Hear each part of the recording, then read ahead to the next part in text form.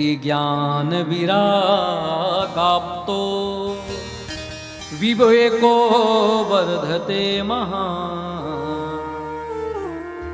आप सत्संग करवाओ, सत्संग सुनो। सत्संग का मतलब क्या होता है? सत कहते हैं परमात्मा को। मैंने अभी कहा ना सच्चिदानंद, सत माने जो सदैव रहते।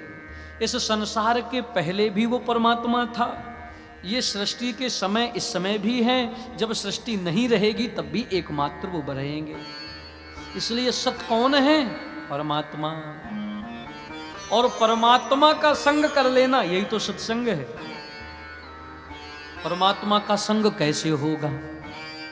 परमात्मा का संग होता है उनकी गुणानुवादों को सुन करके, उनकी कथा को सुन करके, उनके नाम का कीर्तन करने से हम लोग उस सत्य का, उस परमात्मा का संग कर लेते हैं। सत्संग से होगा क्या? भक्ति ज्ञान विरागाप्तो विवेको वर्धते महान्। सत्संग से भक्ति ज्ञान वैराग्य के साथ साथ आपका विवेक बढ़ जाएगा, विवेक की वृद्धि हो। और देखो भागवत में 4 अक्षर हैं, भागवत, ये चारों अक्षर अपने आप में प्रकट कर रहे हैं कि भक्ति भी भागवत की कथा से मिलेगी, गा से ज्ञान भी भागवत में मिलेगा, और जीवन में वैराग्य भी भागवत की कथा सुनने से आएगा। भागवता, देखो जब भक्ति ज्ञान और वैराग्य, जब ये तीनों हमारे अंदर ठीक से प्रकट हो जाएं, तब चौथा जो ता माने त्याग मान लो, तो त्याग फिर अपने आप हो जाता है, उसके लिए करना नहीं पड़ता। वैराग्य भीतर का विषय है, त्याग बाहरी विषय है।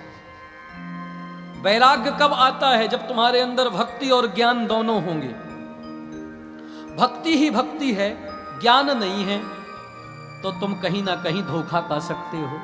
और ज्ञान ही ज्ञान है, भक्ति नहीं है तो तुम्हारे अंदर अहंकार आ जाएगा, मैं बहुत बड़ा ज्ञानी, जीवन नीरस हो जाएगा।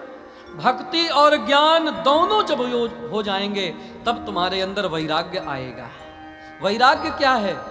संसार से आसक्ति मिट जाए, वही वैराग्य है। चाहे तुम घर परिवार में रहो, चाहे तुम अपनी पति पत्नी बेटा बेटी कुटुंब रिश्तेदार के साथ में रहो, फिर भी तुम वैरागी बन जाओगे अगर तुम्हारे अंदर भक्ति और ज्ञान दोनों हैं, क्योंकि वैराग्य भीतर का विषय है।